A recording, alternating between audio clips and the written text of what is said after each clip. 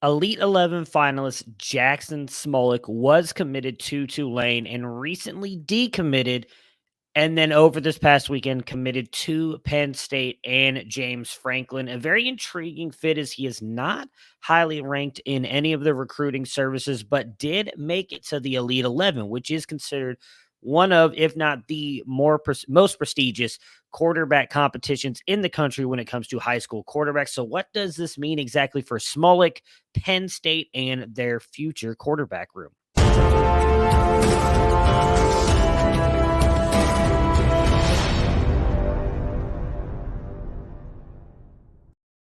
So as I mentioned, Smolik is not highly rated in any of these recruiting services. He's a three-star in both the composite and on 247sports.com.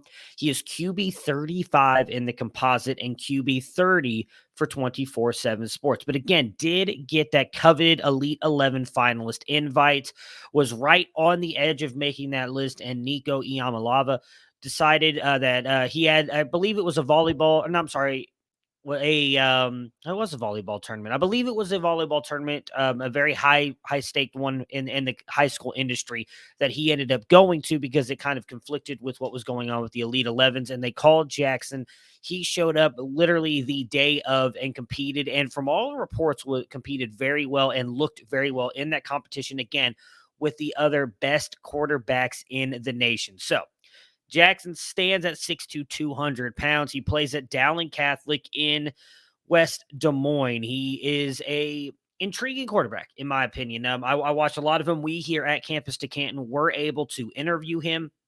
I will link the description. I'm sorry, in the description, I will link that interview for the podcast feed.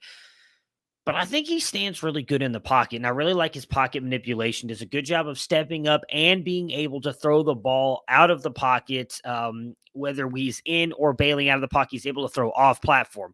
He does really seem to have a very good clock on when to get the ball out and when to get out of the pocket. He's always keeping his eyes down field. I do like that he's able to put some touch on his deep passes and show some very good velocity in the short intermediate parts of the field.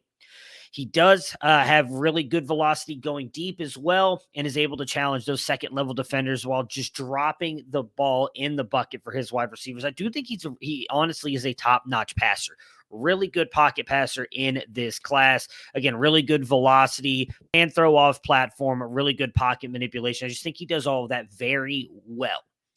Hasn't put up a ton of numbers, and I don't know if that's why he's rated a little bit lower, but I do think he's going to rise up this year in the recruiting ranking, especially being at the Elite 11, producing the way that he did and looking the way he did against the top-end competition. But what makes this even more interesting is obviously the recruit that Penn State landed last year, and there's Drew Allar, who was the number one quarterback in the nation for most recruiting services. We were a little bit torn here on 24, we're not 24/7 sports at campus2canton.com on if Allar was the number one. Some of us had Devin Brown. Some of us, including myself, had Drew Allar. I think Allar is really, really good. Obviously, all the reports are at Penn State that Sean Clifford's going to start the year, and Allar might even be the QB3. I fully expect to probably see him at some point this year, and I expect him to be the starter going into the 23 season as Smolik comes in as a freshman. But if Allar plays 2 years and then moves on to the NFL, I mean, you're talking about Smolik not seeing the field till he's a junior. So then is he able to play 1 year and get that NFL draft capital? Does he have to stay for 2 years at Penn State? We haven't necessarily, although 1 year under Mike Yurcich, it did look like this could be a very pass-friendly offense. Sean Clifford was really good the first part of the season before he got hurt.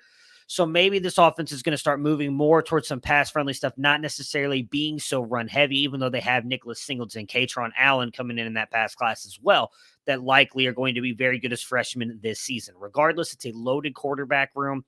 Whether Smolik and Allar are fighting each other or battling it out for that quarterback battle in the future, if I had to give my opinion, I do think Allar is the better quarterback prospect, but he has not been playing quarterback as long as Smolik either, and we know that sometimes that matters. So regardless, very intriguing room here now for the Penn State Nittany Lions as they land a 2023 quarterback to bring in to be behind Allar. And what this means for him, I think the ceiling is the roof, as Michael Jordan says for Smolik. I'm very intrigued to see what this does for the Penn State Nittany Lions, especially with Drew Allar there. Guys, if you like this content, hit the like button, subscribe to the channel, hit that bell icon so you are made aware when all these videos go live. In the description, we will have links to our CFF guide, our freshman guide, and our Devi guide, including a link to the website campus2canton.com. I will also drop a link to the Jaxon Smolik interview in there as well. Everybody have yourselves a great day. We will continue to bring you guys all of the top end recruiting news and college news